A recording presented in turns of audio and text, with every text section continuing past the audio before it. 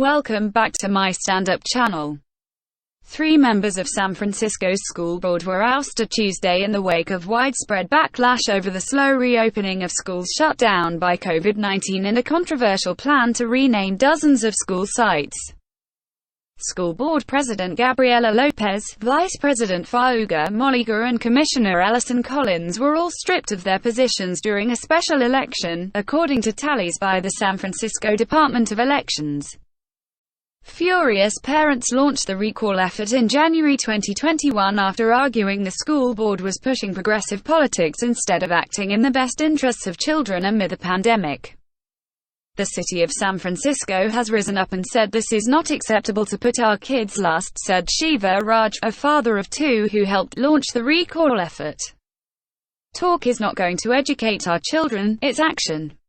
It's not about symbolic action, it's not about changing the name on a school, it is about helping kids inside the school building read and learn math. San Francisco Mayor London Breed, who backed the recall effort, said the parents were fighting for what matters most, their children. The voters of this city have delivered a clear message that the school board must focus on the essentials of delivering a well-run school system above all else, Breed said in a statement. San Francisco is a city that believes in the value of big ideas, but those ideas must be built on the foundation of a government that does the essentials well. The recall effort was launched as the school board was trying to rename 44 school sites that it said honored public figures linked to racism, sexism and other injustices, including Abraham Lincoln, George Washington and trailblazing U.S. Sen. Dianne Feinstein, D. Califf.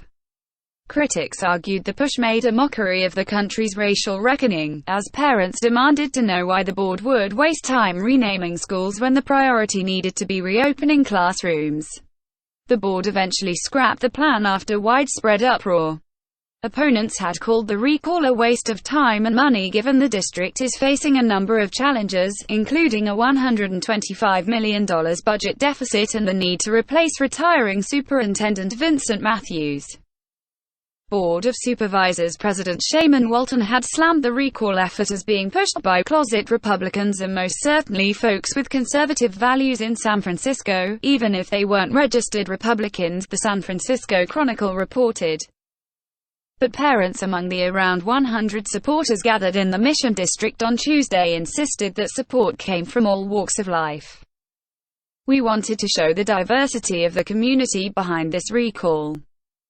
I knew they were going to say, oh, isn't it just a bunch of Republicans? And I'm like, do I look like a Republican? David Thompson, a parent dressed in head-to-toe rainbow drag who called his persona Abraham Lincoln, told the outlet.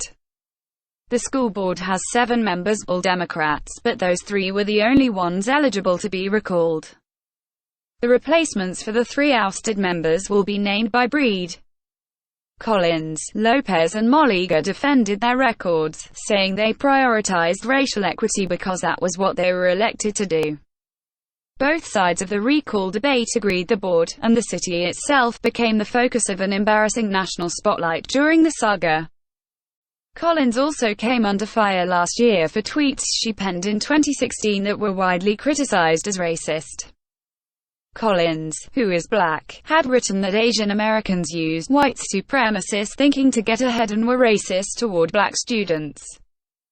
She said the tweets were taken out of context and posted before she held her school board position. Collins refused to take them down or apologize for the wording and ignored calls to resign from parents, Breed and other public officials. In response, Collins sued the district and her colleagues for $87 million, sparking yet another pandemic sideshow. The suit was dismissed.